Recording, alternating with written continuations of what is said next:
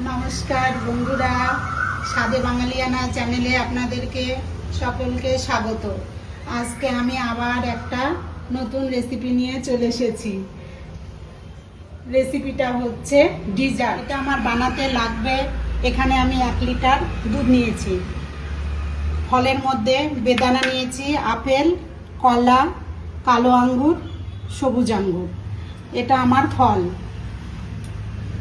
4 চামচ সাবু আমি রাত্রে ভিজিয়ে রেখেছিলাম। এখানে নিয়েছি চিনি আর পাউডার দুধ। পরিমাণ মতন আমি জল বসিয়ে দিয়েছিলাম। জলটা ভালো করে ফুটে উঠলে এখন আমি সাবুটা দিয়ে দেব। এটা বেশি করে জলে সাবুটা রান্না করে নিতে হবে ভালো করে। আপনারা সব জায়গায় সাবু তো সমান হয় না, আপনারা 2-3 ঘন্টা সাবু ভিজালেও হবে। যেহেতু এখানকার সাবু ভিজতে চায় না, তাই আমি রাত্রে ভিজিয়ে রাখছিলাম। এটা এখন ভালো করে জাল দিয়ে নেব। এই যে আমার সাবুটা এখন জাল দেওয়া হয়ে গেছে। অনেকটা জলেই জাল দিতে হবে, তাহলে সাবুটা ঝরঝরা হবে। এখন সাবুটা আমি ছেঁকে নেব।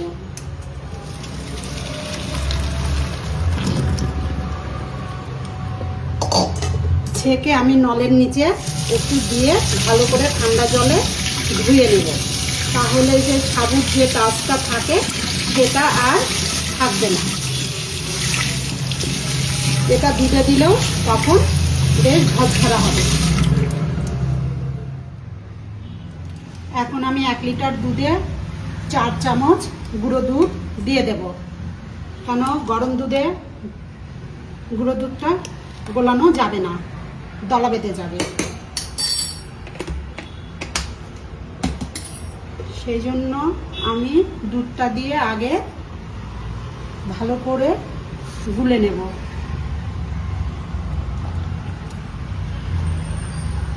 হুইস্কার দিয়ে ভালো করে আমি দুধটা মিশিয়ে নেব।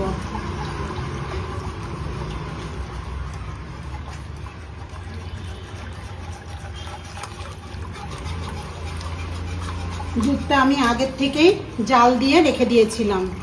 ঠান্ডা করে তারপরে গুঁড়ো দুধটা মিলালাম। গ্যাসটা জ্বালিয়ে দিলাম, দিয়ে এটা এখন ভালো করে নাড়ব।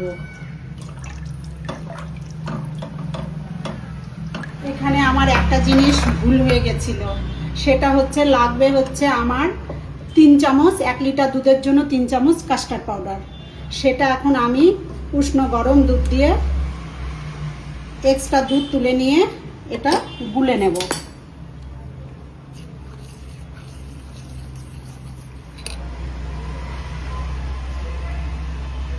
এটা বেশি দুধে গোলানো যায় না, দলা বেঁধে যায়।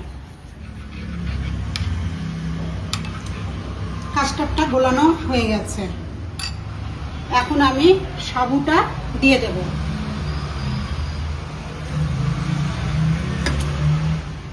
সাবুটা দিয়ে এখন ভালো করে দুধের সঙ্গে মিশিয়ে নেব। সাবুটা দেখতে মনে হচ্ছে দলা বেঁধে গেছে, কিন্তু দুধে দিলে ছড়ে যাবে। এখন আমি পরিমাণ মতন চিনি দেব। আপনারা যে যেরকম মিষ্টি খেতে পছন্দ করেন সেই রকম চিনি দেবেন, কেননা ফলেও চিনি মিষ্টি থাকে তো। এটা আবার খুব বেশি মিষ্টি হয়ে গেলেও ভালো লাগে না।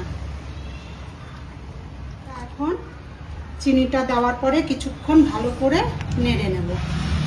এই দেখুন সাবুটা কেমন ছড়ে গেছে। এটা এখন জাল দেওয়া হয়ে গেছে। চিনি সাবু দিয়ে এখন আমি দিয়ে দেব কাস্টার্ডটা। কাস্টার্ডটা দিয়ে ভালো করে নাড়তে হবে। এটা এখন ভালো করে জাল দিতে হবে, জাল দিয়ে গাঢ় করে ফেলতে হবে। এই যে এখন আমার সাবুর দুধটা জাল হয়ে গেছে।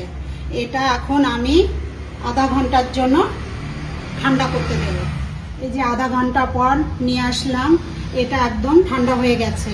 এর মধ্যে এখন আমি ফলগুলো অ্যাড করব। এই গরমের দিনে এই ডেজার্টটা একবার হলেও বানিয়ে খেয়ে দেখবেন, সেই মজা পাবেন।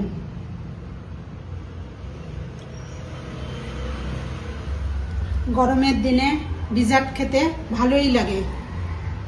এইটা ফ্রিজে রেখে যখন ইচ্ছা মনে হবে খেতে পারবেন। আগের থেকে বানিয়ে রাখলে অনেক কয়দিন রেখে খাওয়া যায়।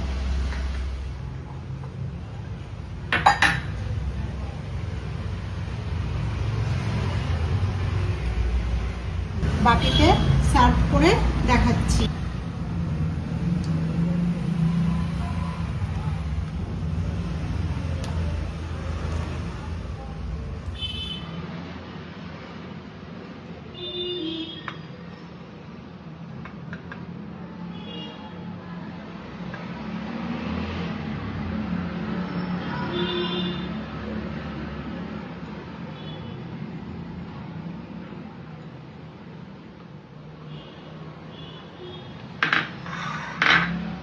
এই যে রেডি হয়ে গেছে ডেজার্টটা।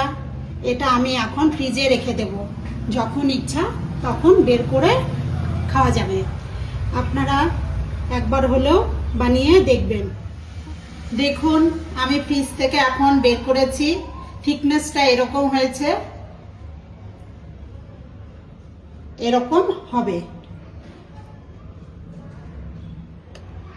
আমার রেসিপিটা প্রথম থেকে শেষ অবধি দেখার জন্য অনেক ধন্যবাদ। লাইক, শেয়ার, কমেন্ট করতে ভুলবেন না।